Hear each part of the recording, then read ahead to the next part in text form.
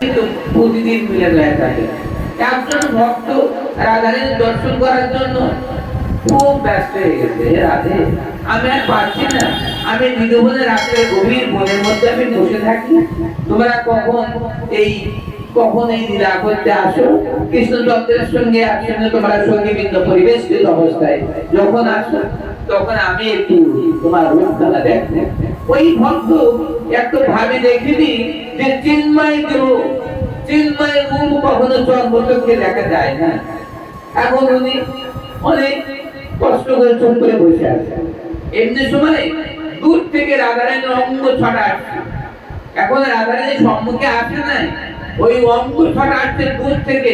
সেই অঙ্গ ছটায় ওই সাধক বলে চুরমার সাধকের দেহটা চুরমার হয়ে গেছে অঙ্গ ছটায়। রাধারানীর অঙ্গের জ্যোতি এখন রাধারানীর দেখা হয়। শুধু রাধারানীর অঙ্গ, রাধারানী আসছে কৃষ্ণচন্দ্রের সঙ্গে, তাই রাধারানীর অঙ্গের জ্যোতি অনেক দূরে ফোকাস করেছে। তো সেই ফোকাসে সেই সাধক দলা দলা হয়ে গেছে। চুরমার কোথায় হস্ত, কোথায় পদ, কোথায় এখন দর্শন হয়নি। তারপরে সকালে যারা ঝাড়ু দিতে আসে তারা দেখে যে একজন প্রশ্ন তিলক করা আছে, মুন্ড এক জায়গায়, হস্ত এক জায়গায়, পদ এক জায়গায়। তারপর ওই অবস্থা দেখে ওনারা বোর্ড লিখলেন যে ইনি বোধহয় নিধবনে রাধারানীর রূপ দেখার জন্য বোধহয় ছিলেন। তা আজকে এই রূপ তো বিনা প্রেম সে নাই মেলে নন্দলাল।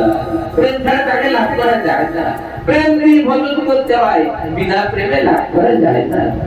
এই দেহটাকে আপনার চিন্তা করলে আমাদের এই প্রপঞ্চের দেহ, কিন্তু আমরা যদি প্রকৃত ভজন করতে পারি আমাদের দেহ একদিন সেই চিন্ময় হতে হবে, এবং চিন্ময় লাভ করে আমরা চিন্ময় ধামে পৌঁছে যাই। জয় জয় শ্রী গোবিন্দ।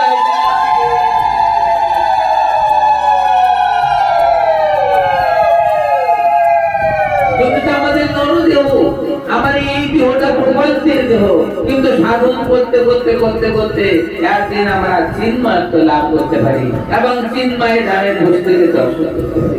যেমন দধিচি মুনি, আপনারা জানেন দধিচি মুনির আত্মত্যাগ করে গেলে সবাই করেছে। দধিচি মুনি এমন সাধন করেছিলেন, সাধন করতে করতে ওনার এই দেহটা বজ্রের মতো হয়ে গেছে।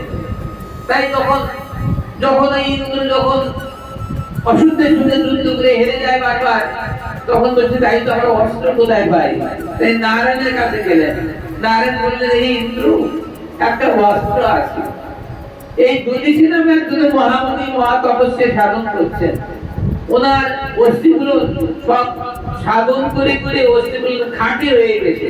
ওই অস্থি দিয়ে যদি অস্ত্র তৈরি করা যায়, তাহলে বজ্র করা যায়, তাহলে তোমার আর কোনো ভয় নাই, অসুবিধা তোমার সঙ্গে পারবে না। তাহলে কত সাধন করেছে, অস্থিগুলো বজ্র তৈরি হয়েছে। এখন একদিন ওনারা খেতে ভ্রমণ সব এসে দধিচি মুনির চরণ বন্দনা করে বলে, হে পণ্ডিত, এই দেবতা রক্ষার জন্য আপনি একটা ব্যবস্থা আমাদের করুন। তাহলে কি ব্যবস্থা?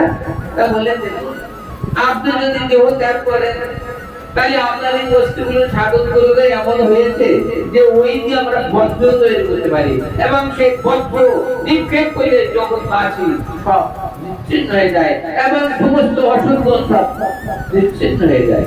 আর আমরা এই মানে স্বর্গবাসী ভালো শান্তিতে থাকতে পারি। তা আপনি কি করতে পারেন? তা বলছে, তাই তো, দেহ একদিন যাবে, তাই যদি আমার এই দেহটা ত্যাগ করে যদি আপনাদের কাজে লাগে, দেবতাদের কাজে লাগে, জগৎবাসীর কাজে লাগে, তর্ক যদি হয়, তবে তৎক্ষণাৎ দেহ ত্যাগ করবে। কত বড় ত্যাগের মুনি, সঙ্গে ঢেরাচ্ছে দেহ ত্যাগ। দেহ ত্যাগ করলে তখন ওই দেহকে তুলে থেকে ওই আর ওই অস্থিগুলো নিয়ে বজ্র তৈরি করলেন। সেই বজ্রাতে ইন্দ্রের কাছে, যে বজ্রের ভয় ওষুধ যায় না।